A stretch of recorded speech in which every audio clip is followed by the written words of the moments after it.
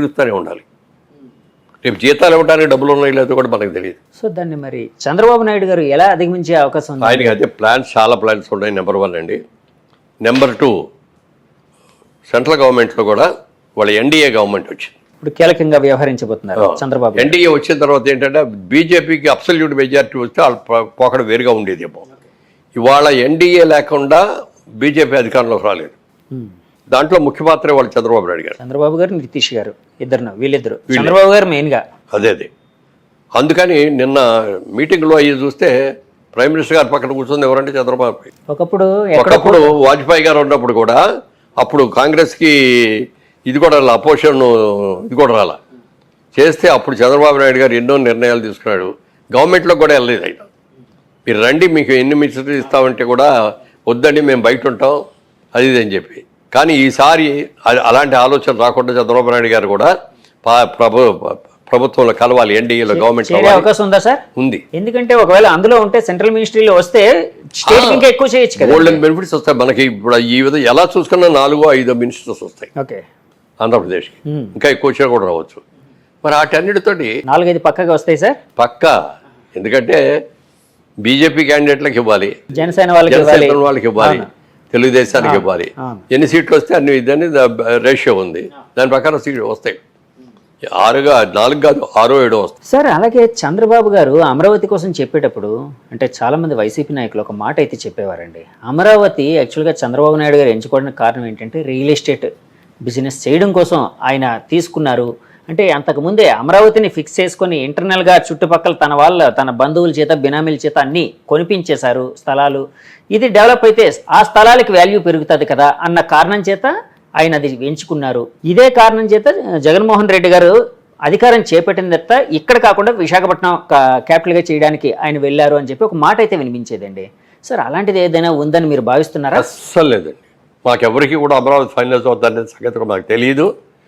మేము ఎవరు కూడా అక్కడికి వెళ్ళి పొలాలు కొనుక్కోలేదు. సుజనా చౌదరి గారు 300 కొన్నారని, నేను 150 ఎకరాలు కొన్నాను, ఇంకోటి ఎవరో 5 కొన్నారని. ఆఖరికి మన చీఫ్ జస్టిస్ చేసిన రమణ గారి ఫ్యామిలీ వాళ్ళు ఎంతో కొన్నారని, ఎన్ని అవి వచ్చినా తెలియదు. మాకెవ్వరికి అక్కడ సెంటు నేల లేదండి. మాకు మీకేం లేదు. ఒక ప్రాజెక్ట్ చేసాం మేము మెయిన్ రోడ్డు మీద, అమరావతి ద క్యాపిటల్ అని. దానికి కూడా అది మేము కొన్న ల్యాండ్ కాదు, ఆ ల్యాండ్ ఓనర్తో మేము ఇది చేసుకొని జాయింట్ డెవలప్మెంట్ చేసింది అది. అంతగా తప్ప ఎక్కడ మాకు గజం స్థలం కూడా లేదు నాకు ఎక్కడ. ఒకవేళ ఉందే అనుకుందాం వాళ్ళు అన్నట్టు. నా వ్యాపారం అది, నా వ్యాపారం రియల్ ఎస్టేట్. ఫ్యూచర్లో డెవలప్మెంట్ ఎక్కడ వస్తుందో చూసి అక్కడ కొనుక్కుంటాం. అది విజన్ అండి. నా దగ్గరకు వచ్చే కస్టమర్కి బెనిఫిట్ పెరగాలి అంటే ఒక అభివృద్ధి ప్రదేశంలో నేను కట్టాను అనుకోండి, వాళ్ళ కొనుక్కున్న వాళ్ళందరికీ 1-4 రెట్లు పెరుగుతాయి కదా, వాళ్ళందరూ బెనిఫిట్ అవ్వాలి కదా. ఒకవేళ చేసినా తప్పు లేదు, బాగా ఎవ్వరు చేయలే. ఎవ్వరు 10 ఎకరాలు కూడా కొనుక్కున్నాళ్ళు లేరు ఎవరు. సార్ మీరు అప్పుడు ఎందుకు సార్ ఫోకస్ చేయలేదు అమరావతిలో కొనడానికి? అంటే ఇలాంటి ఇబ్బందులు ఏమైనా వస్తాయనా రేపు? అసలు అదేం లేదు. రాజకీయ పరంగా విమర్శలు ఏమైనా వచ్చే అవకాశం ఉందనా? ఎందుకంటే మీరు మంచి వ్యాపారస్తులు, ఎక్కడ పెరిగితే కొంటారు. మా ఉద్దేశం ఏంటంటే మేము హైదరాబాద్ దాటి ఎక్కడికి వెళ్ళాం. ఎందుకనంటే మనం చేసే ప్రాజెక్టులు చేసేసి కోట్లు సంపాదించాలని ఆశలు మాకు లేవు. నీతిగా చేయాలి, నిజాయితీగా చేయాలి. ప్రతిదీ మన అందుబాటులో, మన చెప్పుచేతల్లో మనం చూసుకుంటూ చేయాలి. ఇప్పుడు చాలాసార్లు స్ప్రెడ్ చేసామనుకోండి, అన్ని ఎంప్లాయీస్ మీద పెట్టేయాలి. వాడు మంచి చేసినా చెడు చేసినా మాకే వస్తుంది. ఎప్పుడు కూడా అతిథికి వెళ్ళొద్దు. మనం లిమిటెడ్గా చేస్తున్నాం. మనం చేసేది కూడా నీట్గా చేసుకోవాలి. ఎక్కడ ఏ ప్రభుత్వ ఆస్తులు మనకు వద్దు. రైతుల దగ్గర నుంచి క్లియర్ ల్యాండ్స్ కొనుక్కుందాం, డెవలప్ చేసుకుందాం అని చేశాం. కాబట్టి అక్కడికి వెళ్ళాలనుకోవాలి. కాకపోతే ఏంటంటే రాష్ట్ర విభజన జరిగింది, ఒకటే ఆంధ్రప్రదేశ్ అనుకున్నది. తెలంగాణ విడిగా, ఆంధ్రప్రదేశ్ విడిగా 2 రాష్ట్రాలుగా చీలినాయి. కాబట్టి మనందరం కూడా అక్కడి నుంచి వచ్చిన వాళ్ళం. కాబట్టి ఒక వైజాగ్ను, ఒక విజయవాడ మనం కూడా చేస్తే బాగుంటుందని ఒక ఆలోచనలు వచ్చి కొందామని వెళ్తే అప్పటికే రేట్లు పెరిగిపోవడం వల్ల కొనలేకపోయాం. సరే ఏదో దొరికింది, జాయింట్ డెవలప్మెంట్ చేసాం. అంతకుమించి ఏమీ చేయలే. వైజాగ్లో కూడా ఏమీ కొనలేదు. మాకు అక్కడ ఆటోమొబైల్ బిజినెస్ ఉంది, మారుతి కార్ డిస్ట్రిబ్యూటర్స్. మాకు షోరూమ్స్, వర్క్షాప్స్ అయ్యాయి. వాటికి కావాల్సి కొనుక్కున్నాయి, మార్కెట్ రేట్లో కొనుక్కున్నాయి. ఇది కూడా గవర్నమెంట్ ఇచ్చిన ఏం కాదు. అంతగా మినహాయిస్తే వ్యాపారం కోసం, రియల్ ఎస్టేట్ వ్యాపారం కోసం ఎక్కడ ఒక గజం కూడా కొనాల ఆంధ్రప్రదేశ్లో. సార్ ఇప్పుడు అంటే తెలంగాణ, ఆంధ్రప్రదేశ్ 2 స్టేట్స్గా విడిపోయింది. సరే, ముందు చంద్రబాబు గారు జమానా 5 ఏళ్ళు అయింది, తర్వాత జగన్ గారి జమానా. మళ్ళీ ఇప్పుడు 2024లో ఇప్పుడు కూటమి వచ్చింది, చంద్రబాబు గారు మెయిన్గా. సో రియల్ ఎస్టేట్ పరిస్థితి ఎలాగుండే అవకాశం ఉందని మీరు భావిస్తున్నారండి? ఎందుకంటే ఆ విజన్ అనేది మీకు ఉంది కాబట్టి అడుగుతున్నానండి. రియల్ ఎస్టేట్ అనేది ఇవాళ రోజున ఏదో కోట్లు ఈజీగా సంపాదించవచ్చు, తెల్లారిపాటికి వచ్చేస్తాయి అనుకోండి. చాలామంది వచ్చారు, చాలామంది చేశారు, చాలా తప్పులు చేస్తారు కొంతమంది. దాని మూలంగా చాలా ఇబ్బందులు కూడా వస్తాయి. రియల్ ఎస్టేట్ ఇక్కడ హైదరాబాద్ వరకు చూసుకుంటే ఇవాళ డిమాండ్ కంటే సప్లై ఎక్కువ ఉంది. వాళ్ళు సప్లై ఎక్కువ వచ్చేప్పుడు అవసరానికి 100 బిల్డింగ్లు కావాలనుకోండి, 200 బిల్డింగ్లు కడితే ఏమవుద్ది? అలా ఓవర్గా కన్స్ట్రక్షన్ చేసేస్తున్నాం ఇక్కడ అందరం. ఓకే, ఓవర్ఫ్లో అనేది ఎక్కువైపోయిందండి. ఎక్కువైపోయింది. ఆంధ్రప్రదేశ్లో ఎలా ఉండబోతుంది? ఆంధ్రప్రదేశ్లో ఇప్పుడే కాబట్టి రాబోయే ఏళ్ళలో చంద్రబాబు నాయుడు గారి హయాంలో చాలా బాగా జరుగుతుంది కాబట్టి వెళ్ళి కొనుక్కుంటారు, కొనుక్కునే వాళ్ళందరూ కొనుక్కోవచ్చు. ఎందుకంటే ఆ మధ్య అది ఒక్క క్యాపిటల్లోనే అమరావతిలోనే కొనక్కర్లా, మీ ఇష్టం. మీరు చెప్పిన టౌన్, ఎనీ టౌన్ కొనండి, రాష్ట్ర విభజన అభ్యంతరం వస్తుంది. ల్యాండ్ నమ్ముకొని ల్యాండ్ మీద పెట్టి ఇన్వెస్ట్ చేసిన వాళ్ళకి అందరికీ మంచిగా జరుగుతుంది తప్ప ఎవరూ నష్టపడు.